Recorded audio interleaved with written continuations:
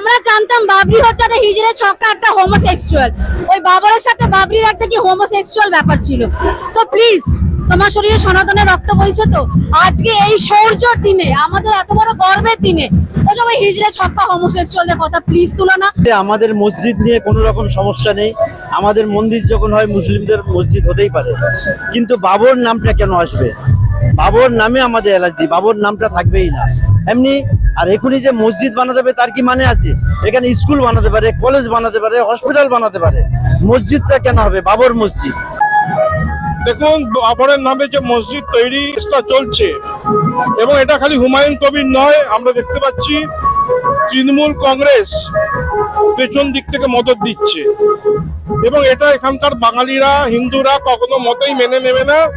সেই বাবরের নামে মসজিদ, সেই বাবর এবং তারপরে হুমায়ুন, শাহজাহান, জাহাঙ্গীর, অরঙ্গজেব, এরা সকলে হিন্দু নিধন করেছিল, মঠ মন্দির ধ্বংস করেছিল, এখান থেকে আমাদের মা বোনেদের তুলে নিয়ে গিয়ে আরবে বিক্রি করেছিল। এটা এখানকার সনাতন হিন্দুরা কখনোই মেনে নেবে না।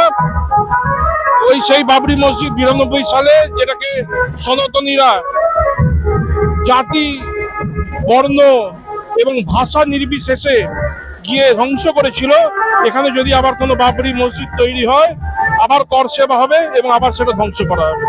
মসজিদ বানাক না, বাবর কথাটা আসবে কেন? এতে আমাদের অ্যালার্জি।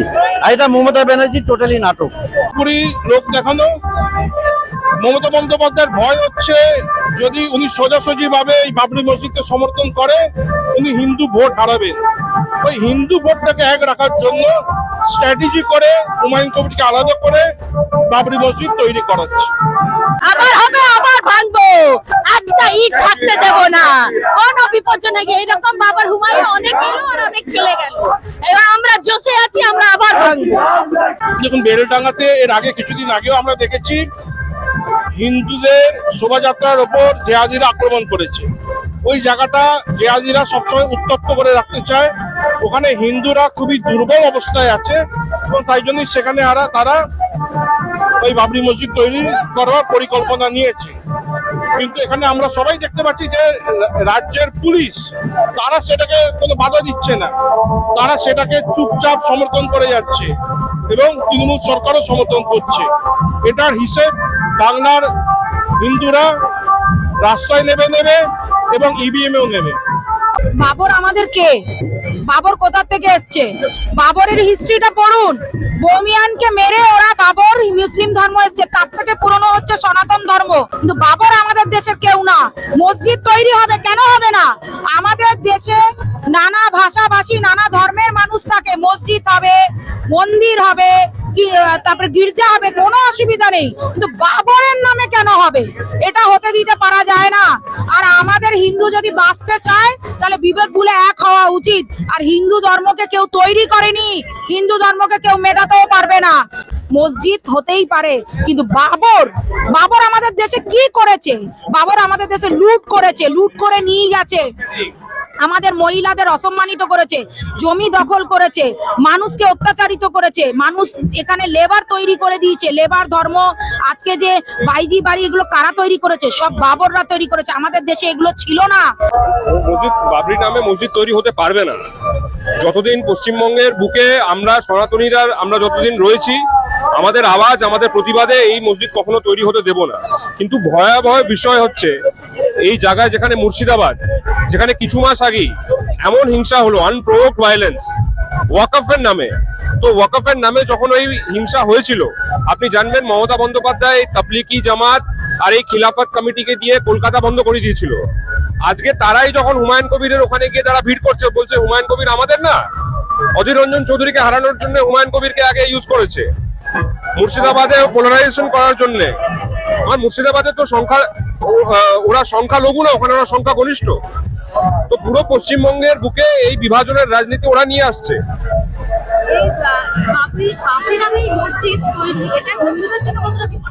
খুবই বিপজ্জনক। ওরা বলছে আজকে স্টেজ থেকে লড়কে লেঙ্গে বাবরি মসজিদ। 1947-এ এরকম ভাবে লড়কে লেঙ্গে পাকিস্তান বলেছিল। আমাদের বাংলাদেশে এই পূর্ব পাকিস্তান, ভারতবর্ষ তখন ওইভাবে বিভাজন হয়েছিল। এটা চোখ খুলে আমাদেরকে আগামী দিনে প্রতিবাদের, কোনো হিংসা চাই না আমরা, কিন্তু আমরা প্রতিবাদ করব, আর এই জিনিসকে আমরা হতে দেব না।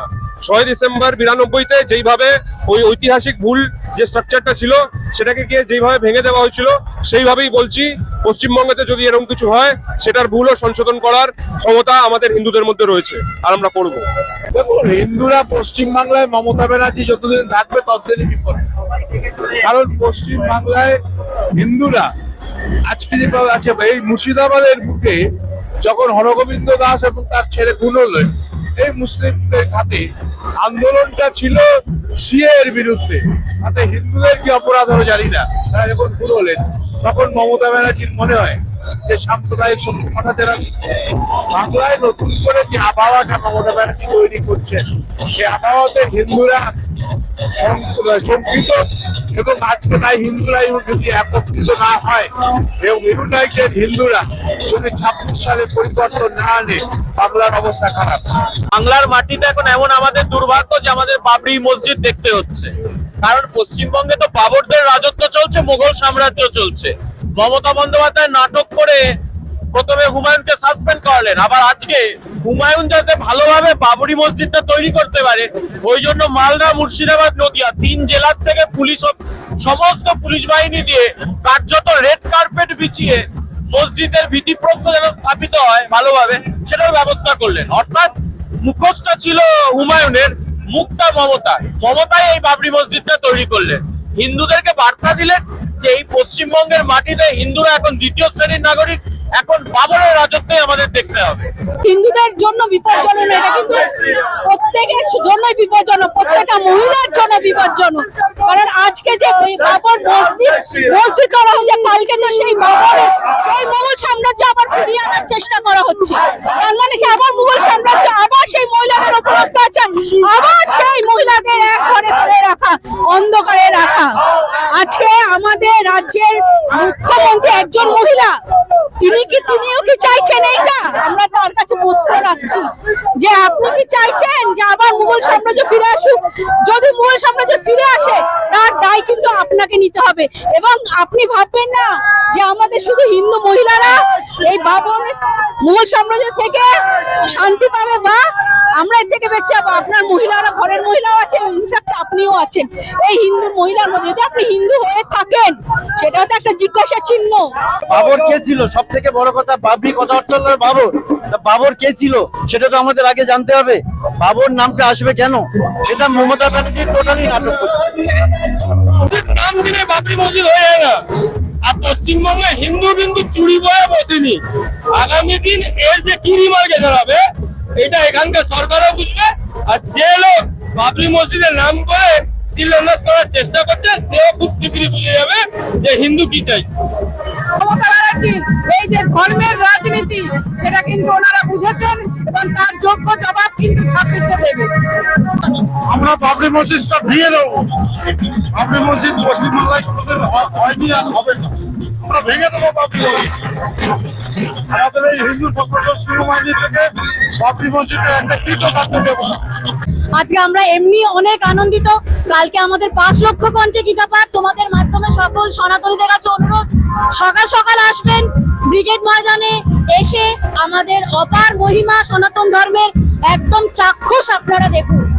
সেই আবেদন করে সকল সনাতনীদের বলছি আপনারা কালকে সকাল সকাল আসুন। আর আজকে সনাতনের হিন্দুদের সব থেকে গর্বের দিন, তো আজকে আমরা দিনটা এইভাবেই অতিরঞ্জিত করে আমরা পালন করব। যে 5 লক্ষ গীতাপাঠ আমাদের আজকে ঘোষণা হয়নি, আমাদের ব্রিগেড ময়দানে যে হচ্ছে এটা লক্ষ লক্ষ লোক আসবে। আর আপনারা দেখেছেন যে সূর্য পূর্ণিমার দিন আজকে আমরা রাস্তায় আছি যে ভারতবর্ষকে বাঁচাতে হবে, আর ভারতবর্ষে বাঁচাতে গেলে সমস্ত মানুষ বাঁচবে, আর ভারতবর্ষ কেউ যদি বাঁচায় সেটা হিন্দু মানুষ বাঁচাবে, এর উপরে কিছু হতে পারে না। তার মধ্যে ভারত বাঁচলে আপনার সমস্ত ধর্ম বাঁচবে। কিন্তু আমরা গির্জাকে আমরা বিরোধিতা করছি না, মসজিদকে আমরা বিরোধিতা করছি না।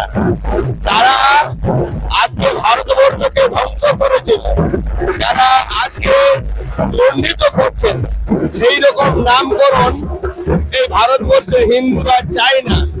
এটা মসজিদ হোক, মসজিদের নামে হোক, যেখানে শিলান্যাস করেছে সেখানে নাকি আমরা জানতে পারছি যার জায়গাটাতে হচ্ছে সেই নিজেই জানে না। এইরকম করলে তো গন্ডগোল, ওরাই তো গন্ডগোল সৃষ্টি করবে।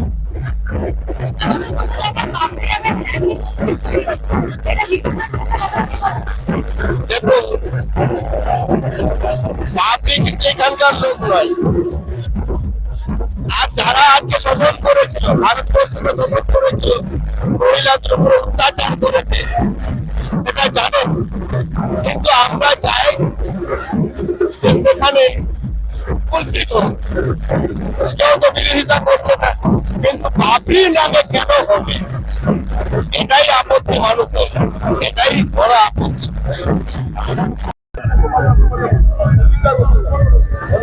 দাদা, পশ্চিমবঙ্গে বাবরি নামে একটি মসজিদ তৈরি হচ্ছে, এই বিষয়ে যদি কিছু বলেন। এটা মমতা ব্যানার্জির টোটালি নাটক। মমতা ব্যানার্জি এটা নাটক করছে। কথা হচ্ছে আমাদের মসজিদ নিয়ে কোনো রকম সমস্যা নেই, আমাদের মন্দির যখন হয় মুসলিমদের মসজিদ হতেই পারে, কিন্তু বাবর নামটা কেন আসবে?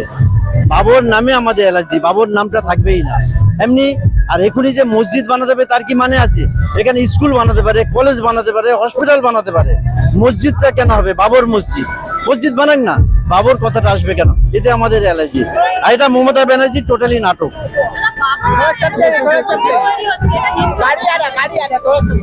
বাবরি কথাটা আসবে কেন? আমার কথা হচ্ছে বাবরি কথাটা আসবে কেন? বাবর কে ছিল? সব থেকে বড় কথা, বাবরি কথা অর্থ হলো বাবর। তা বাবর কে ছিল সেটা তো আমাদের আগে জানতে হবে। বাবর নামটা আসবে কেন? এটা মমতা ব্যানার্জি টোটালি নাটক করছে। মসজিদ তৈরি হচ্ছে তো ব্যাপার নয়, কিন্তু মসজিদের নাম হঠাৎ করে বাবরি কেন? এখানে হঠাৎ করে এখন ওরা বাবরকে টেনে আনে, এটাই হচ্ছে। তবে পুরো ঘটনাটাই মমতা ব্যানার্জির লেখা নাটক। হুমায়ুন কবিরকে সামনে রেখে এই নাটকটা তৈরি হচ্ছে, যে বাংলার রাষ্ট্রবাদী মুসলমানদের নতুন করে কনফিউজ করার একটা ব্যবস্থা। কারণ আজকে মমতা ব্যানার্জির মনে হচ্ছে হুমায়ুন সাম্প্রদায়িক।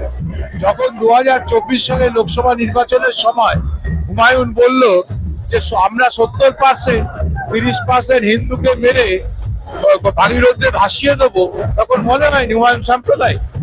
যখন রবি হাকিম বললেন যে যারা মুসলমান ধর্ম গ্রহণ করেনি তারা ভাগ্যবান নয়, তখন মনে হয়নি সাম্প্রদায়িক কথা হচ্ছে।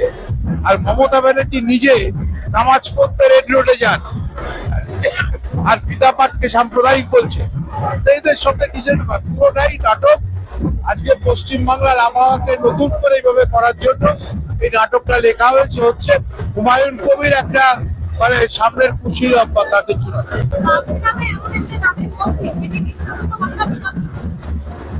এই বিষয়টাই তো বিপজ্জনক, কারণ মসজিদ একটা নয় 1000টা হতে পারে, কিন্তু বাবরি মসজিদ বলে একজন বিদেশি আক্রমণকারী যে হিন্দু নরসংহার চালিয়েছিল, এমনকি ভারতের মাটিতে স্থাপনা দেওয়া এমন একটা মসজিদ তৈরি করা সীমান্তবর্তী জেলায়, যেখানে হিন্দুরা অলরেডি মার খাচ্ছে। হরগোবিন্দ দাস, চন্দন দাস রক্তাক্ত হয়ে ওই মাটিতে লুটিয়ে পড়ছে, সেই মাটিতে বাবরি মসজিদ তৈরি। আর এমন একটা মানুষের হাত দিয়ে তৈরি যে মানুষটা বলেছিল 30% হিন্দুকে কেটে গঙ্গার জলে ভাসিয়ে দেব। তাহলে বোঝাই যাচ্ছে পশ্চিমবঙ্গের হিন্দুদের অস্তিত্বটা সংকটের মুখে। বাবরি মসজিদের নাম থাকবে না, ওর নাম ছিল না, আর অন্য নাম রাখবে ভালো হতো। বাবরি মসজিদের নাম কেউ রাখবে? আরে নাম তো আছে, আব্দুল কালামের নাম রাখতে ভালো হতো, খান আব্দুল গাফারের নাম রাখতে ভালো হতো। বাবা তো লুটেরা, देश को तो लूटे थे। এটা भारत बोले का छुड़िया था, उसको लूटा है, लूटा बाबा तो देखे ভালো লোক নেই। সব দিদি का চাল আছে, সব দিদি চাল হইয়া যেত, বাংলাদেশি সব ওদিকে আছে। দেখুন, এত এত মসজিদ থাকার রয়েছে, তারপরে যদি এটা তো করা হয়েছে যেহেতু আমাদের রাম মন্দিরটা করা হয়েছে। এতদিন কিন্তু দিদির হুঁশ হয়নি যে আমাদের একটা মসজিদ তৈরি করতে হবে। উনি তো রেশারেশি করে, কিন্তু অন্যদিকে দেখছে না। মসজিদ তো দরকার নেই, এত মসজিদ রয়েছে, উনি কেন যখনই কোনো একটা আমার মোদিজি কিছু করছে তখনই উনি আর একটা তৈরি করছেন, কিন্তু এতদিন ওনার হুঁশ আসেনি কি? এই জাতি মসজিদ তৈরি হিন্দুদের জন্য কতটা বিপদ? দেখুন আমরা তো এখানে সবাই মিলেমিশেই আছি, সবই ভেদাভেদ করছে তো উনি। আর বিপর্যয় বলতে এত মসজিদ রয়েছে, কোনো দরকারই নেই, দরকার হয় না। আমাদের একটা রাম মন্দির রয়েছে, আর আমরা চাইছি যে আমাদের ভারতবর্ষ, আমাদের হিন্দুস্তান বলে আমাদের পরিচিতি, এখানে মসজিদ থাকার পরে তো বাবরি মসজিদ নিয়ে এত ঝামেলা, এত গন্ডগোল, তারপরে তো আর এই জিনিসটাকে বাড়ানো দরকার ছিল না। নিশ্চয়ই সমস্যা হবে, আশা করি সমস্যা তো আসবেই। এই মন্দির তৈরি বলে কি হিন্দু মুসলিম কোনো বিভেদ চালানোর চেষ্টা করছে? হ্যাঁ, উনি তো চাইছে, উনি তো সবসময় চায়, উনি তো সবসময় চাইছে যে এই একটা ঝামেলা এটা সৃষ্টি করার জন্য। এখন মোদিজি যেহেতু আমাদের রাম মন্দির তৈরি করা হয়েছে, এখন উনি দেখছে যে না এই মসজিদটা তৈরি করবো, করে উনি এই জিনিসটা ঝামেলার সৃষ্টি করছে, ঝামেলা করছে। এটা তো হবে, এটা তো প্রবলেম আসবে, কিন্তু এত মসজিদ রয়েছে, এত দরকার নেই।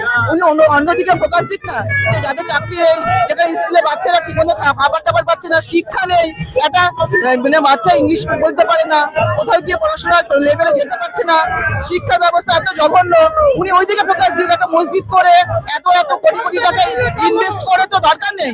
উনি অন্যদিকে ফোকাস, কে করছে কোনটা করছে ওদিকে না দেখে আমাদের আগামী প্রজন্ম কোথায় উন্নতি হবে, কোন দিকে ভালো লাগবে সেটা দেখে উনি মসজিদ করে কি হবে। আজকে যাদের জন্য মসজিদ করেছে তাদের জন্য কি কোনো কিছু শিক্ষা ব্যবস্থা আছে? মাদ্রাসা কি শেখানো হয়? মাদ্রাসা থেকে কি কোনো ডাক্তার ইঞ্জিনিয়ার বেরোচ্ছে না, মাদ্রাসা অন্য কিছু শিক্ষা দেওয়া হচ্ছে। তাহলে উনি আবার মসজিদ করে ওদেরকে আবার পিছিয়ে ফেলছে। যারা আমাদের মুসলিম ভাইরা আছে, যারা মুসলিম প্রজাতি আছে, তাদেরকে একটু ধ্যান দিতে হবে যে উনি ওনাদের জন্য ভালো কিছু করছে না, উনি ওদের খারাপই করছে। কারণ কি কখনো মাদ্রাসা থেকে একটাও দেখাতে পারবে যে মুসলিম ভাইরা যে একটা ডাক্তার বা ইঞ্জিনিয়ার বেরিয়েছে? তাহলে দিদি একটু ফোকাস করুক না, ভালো কলেজ, ভালো স্কুল, ভালো খাবার দাবার, এটা দিকে একটু ফোকাস দেওয়া দরকার। দিদিকে বলছি, দিদি এগুলো থেকে বেরিয়ে এসে একটু ফোকাস দিন।